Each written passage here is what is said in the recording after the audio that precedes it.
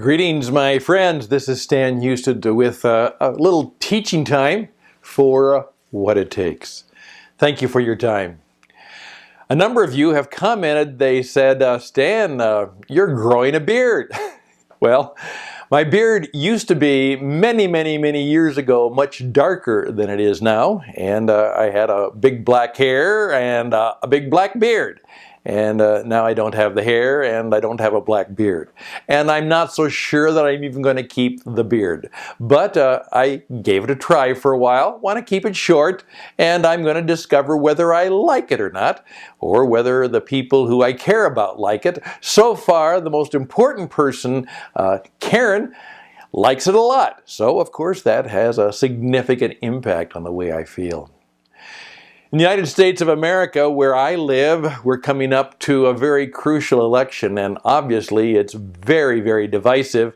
Those of you who live in the United States know what it's all about, and obviously, since I, as an old radio guy, love to listen to the BBC and many of the radio stations around the world, it certainly is a big issue, because obviously what happens in the United States and the leadership of the United States affects a significant part of the world economy and indeed the world. So many people will be watching as to whether Hillary Clinton or Donald Trump, or I think that's the last minute. There are obviously lots of other people running, but those are the two who have the chance to make it happen, will be the next president of the United States. I think I can safely say this, is that even though I don't believe that politics will significantly affect your life for the better, if you're looking for a marketplace or a political solution to the issues in your life, that doesn't happen. I call it the illusion. However, what happens inside of you and what happens inside of your spirit and in the relationships you have, no matter what adversity you have, that can significantly affect you, because that indeed is what it takes. You have to have wisdom, insight, and truth. You have to have the wit, the good look at life. You have to see possibilities, and all of that can happen. However, what does happen will very much affect the world, and we will have to make, in terms of life and business, certain adjustments as to how we respond to the changing political and economic environment that may come out of that. And so I'm going to simply ask you to be very thoughtful about that for yourself. I think this is a significant time for thinking, reflection, prayer, seeking that proverbial wisdom, insight, and truth, and saying, okay, where am I being led in my life and in my business and my career right now, in the midst of this sea of change that is going to happen in many ways and many places? So I simply ask you to think about that, and perhaps share some of that wisdom and insight and truth that you have with us. One of the things I want to be talking about shortly will be just to reflect on some of the things that have happened to me. I've had a very difficult time, a very broken time in many ways. One of my friends, Risa, who I've known for many years, has started a way of encouraging people. And what she does is there's a small group of people, and every day she sends a little notice of encouragement, a quote, or as I want to call it, a motivational moment. And I say with a smile, Risa is my motivational maven. I didn't know this, but here's what she sent to me. In Japan, broken objects are often repaired with gold. The flaw is then seen as a unique piece of the object's history, which adds to its beauty. And then in gold, consider this when you feel broken. One of the quotes that I've had for my life in many ways, and I didn't know that I'd have to live it out so significantly, is this, from Ernest Hemingway, who says, you know, all of us are broken, but some people become strong in the broken places. And I think that's something that I'm being led to more and more want to help people experience. There's an incredible story in the Christian scriptures and the Hebrew scriptures, which is called the story of Jonah.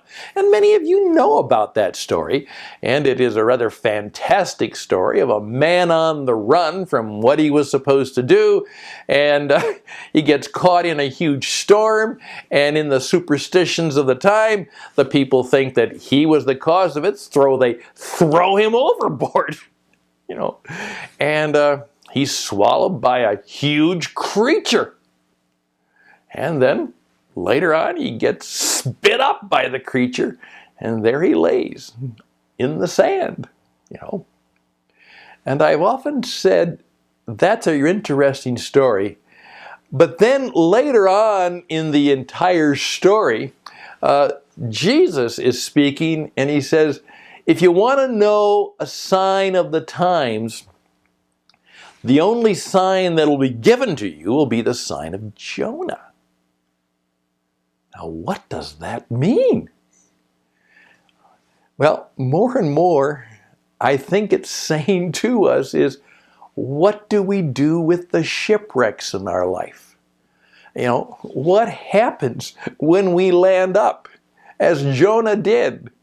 Everything is lost. Everything is gone. We're lucky to have life itself, and there we are laying in the sand, face down. And we look up and say, what now? What now? And so I'm more and more considering that one of the ways we have to help one another, and that's why I want to create a new course, which is simply this: how do we survive the shipwrecks of our life? And that kind of shared knowledge can be very, very vital to us. Smooth sailing, that's nice, but most of life is not smooth sailing. And most leadership is in the area of what is called foul weather work. I mean, it's usually work where we have to deal with things we don't want to deal with. So, very much, I would love to hear from you. I'd love an entire course in which I simply am really just the facilitator and moderator, where we talk about, help us to know, since adversity is part of the plan, since the sign of Jonah may happen to all of us, what do we do? So one of the vital things in education right now, which they miss totally, that's why our educational system is failing, is first of all, we're not teaching people how to live well. We're teaching them political correctness and all kinds of other stuff, but we're not teaching people how to live well. And then how to get very wise and insightful and seek the truth rather than our particular prejudice about what we need to do. And it's got to be very practical. For instance, I'm going to be doing a class right now, this week, which I know will be helpful to many of you. It's how to promote yourself, how to promote and sell yourself for shy people. That's right. For shy people. How can you do that? I'm also going to go back and find out ways that you can learn how to perhaps pitch yourself to somebody who might be willing to help you.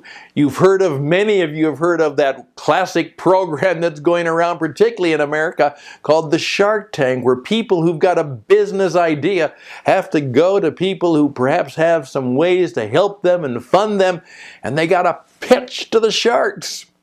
And they've got to justify who they are and what they have and why these people should, as I say, tell me why I should give you money. Can you answer that question?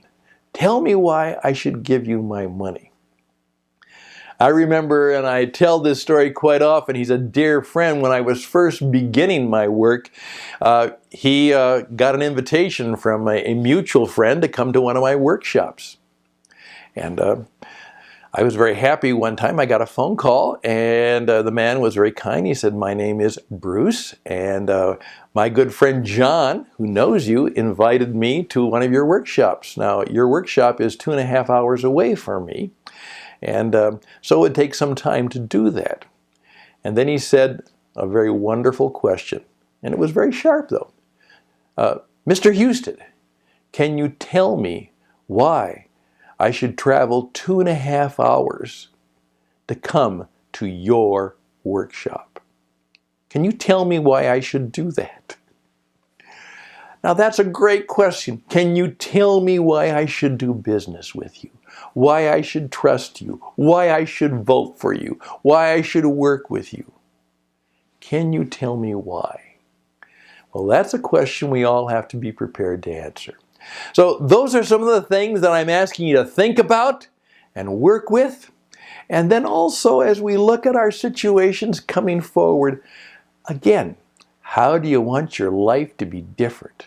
What do you want to know that you don't know? How do you want your business to go and grow? And everybody has a business.